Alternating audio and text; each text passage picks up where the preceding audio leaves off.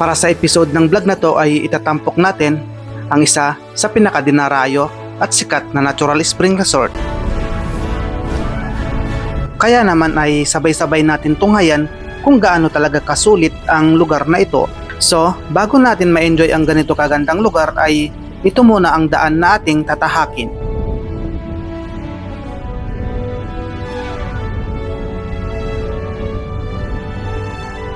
Kali pagdating naman dito ay kakanan ulit tayo papuntang Daranak. Dito kasi papuntang Taglitaw, Daranak, yan, dito na lahat. Bale, ito na yung magiging daan natin. Taso pa rin. Kaya sport pa rin siya. Sundan lang natin sa video para bibigay ko yung lagyan ng daan. Kaya pa rin ba? Kale, ganito lang. Madilim naman siya, hindi sa mainit. Pagpapado mo siya. Kapag sinareksyon mo ito, kapuntang Daranak na.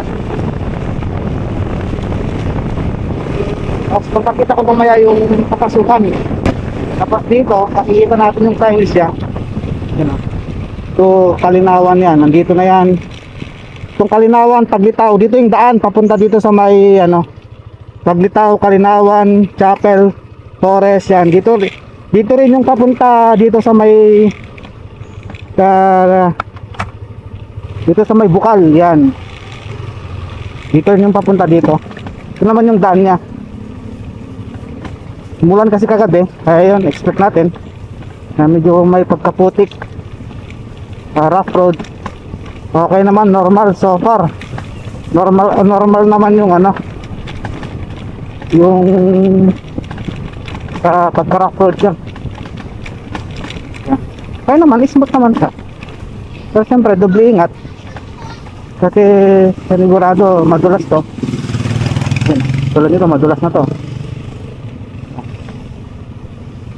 Kaya ingat lang sa pagmamaneho. Safety first, ika nga. Pero pag hindi maulan to ay hindi naman ganito kadulas pag hindi maulan. Dahil lumulan kagabi, kahapon ay medyo ganun yung itsura. Tapos sementado na naman siya. Ganun lang yung daanan. Ito, para sundan lang natin itong video para may idea kayo. Sundan lang natin itong video na to para may idea kayo kung ano yung mga itsura ng daan. Pero kita nyo naman, sulit naman yung lugar na pupuntahan. Marami kasi nagreklamo na pangit daw yung daan, ganun. Depende kasi yan kung paano mo yung ma-appreciate yung daan. Pero syempre kasi is looban tsaka nature. So mag-expect ka ng mag-expect ka na lang ng ang daanan ay medyo lubak, gano'n. Pag alam mong looban ng pupuntahan mo, syempre mag-expect ka rin ng isimentado. Pero titignan natin kung gaano kaganda yung daan at gaano kapangit na sinasabi nila. Ganda, ang ganda ng mga puno. Mahogany. Lalaki malilim lang ang daan, malilim lang yung daan dito. Ganito naman yung kaganda yung hindi ka maiinitan at pumunta ka rito. Ito, rough road na naman siya. Ordinary rough road lang naman ha.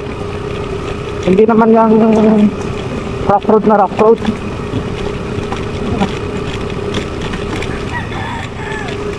Ordinary lang siya.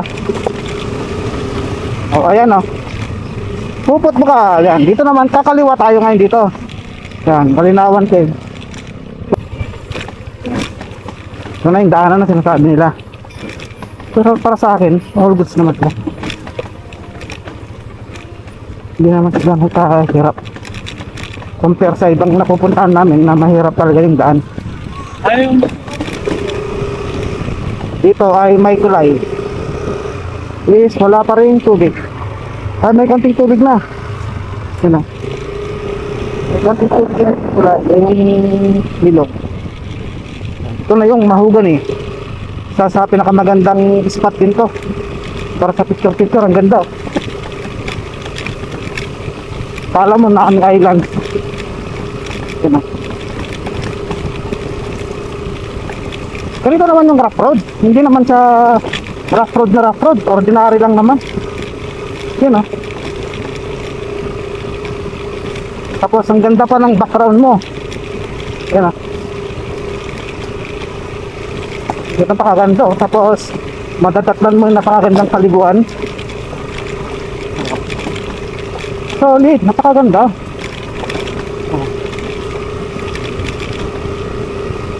Ang ganda lang oh, smooth lang yung takbo natin. Diba? Panalo naman yung daan. Diba? Ito yung update na daanan dito yan sa Barangay Tandang Kutyo.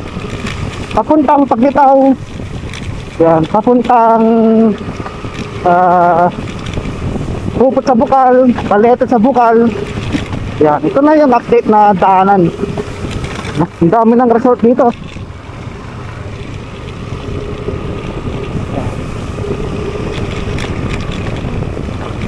Yun o. Diba? Maganda naman yung daanan eh.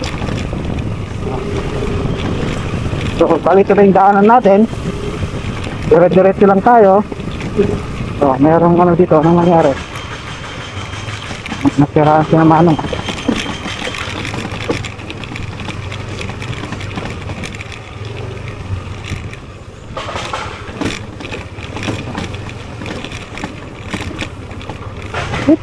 Ito na yung medyo pero all good pa rin. Yung mga rough road na. Ito yung mga rough road. Pero all goods pa rin siya.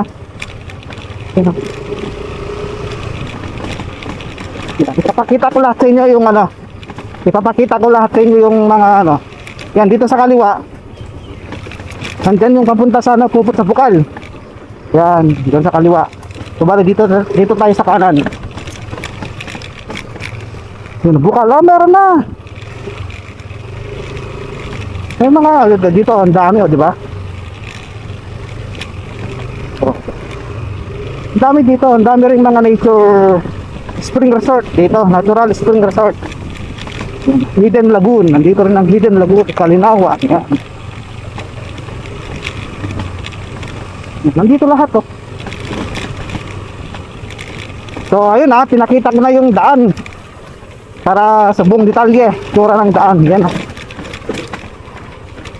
Ganito yung daanan.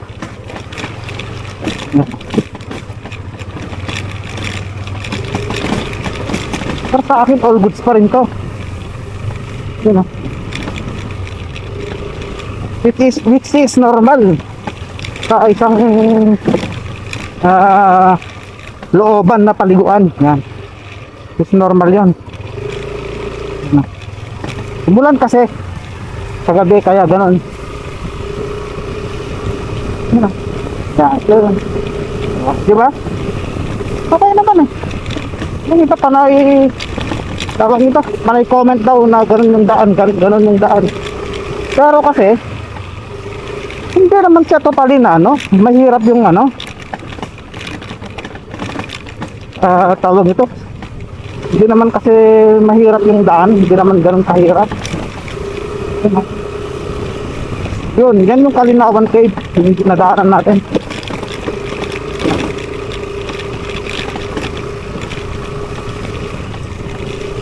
Siguro pag manipis yung gulong mo dito, hindi ano lang, pero all goods. Diba? All goods guys, diba? Good vibes lang kasi, huwag masyadong negative yung feedback. Yun, all goods naman siya. Diba? Yan, direct lang oh. Hindi pa nga natin binababa yung paa natin eh. Pag kinaba natin yung paa natin, dahan-dahan, ayun na yun.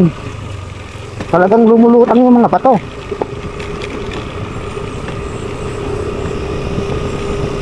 normal na rough road bilang looban na barangay. Dito yan sa Tanay Rizal. Yan. Ito ay barangay Tandang Kutyo, sa bayan ng Tanay, sa probinsya ng Rizal. At anong sasakyan mo naman dito pwede, pero kung lowered ka, mga sedan na maliliit na lowered, o kayo yan, dahan-dahan lang. Yan. Pero nakapasok na kasi dito, nadala ko na yung kotse dito.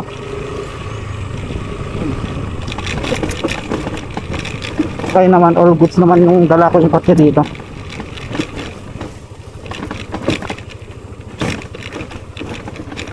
Ha? All goods naman siya.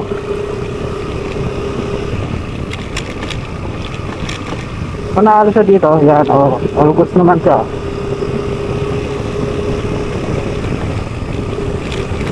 Yan, straight kanan, ha? All goods pa rin, normal. Normal rough road yan.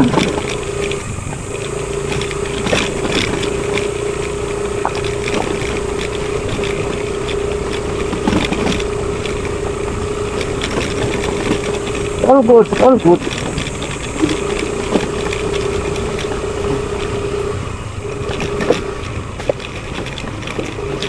All good pa rin. Yan, all good po.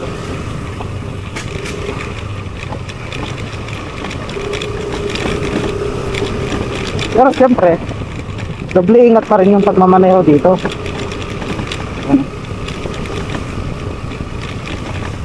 Diba? Napakaganda, napakalilim, Yung maganda rito, hindi mo ramdam yung init.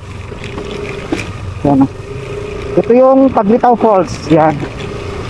Dito muna kayo magtanong kapag papunta kayo sa may Puput, sa may Balete, sa may Bukal. Yan.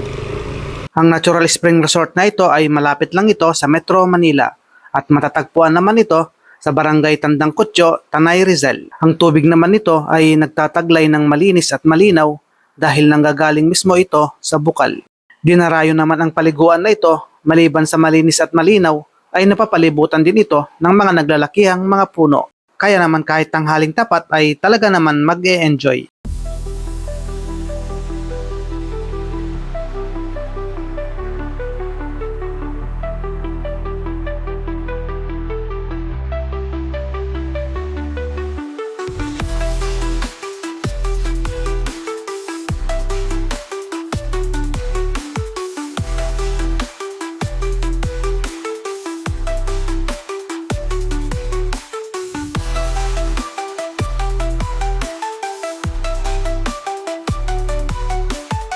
Kung hanap nyo naman ay makapag-unwind at makapag-relax, tara na sa Paglitaw Spring Resort. Dito lamang yan sa Tanay Rizal. Ang entrance fee naman dito ay nagkakahalaga lamang ng 100 pesos para sa mga adult at 50 pesos naman para sa mga children.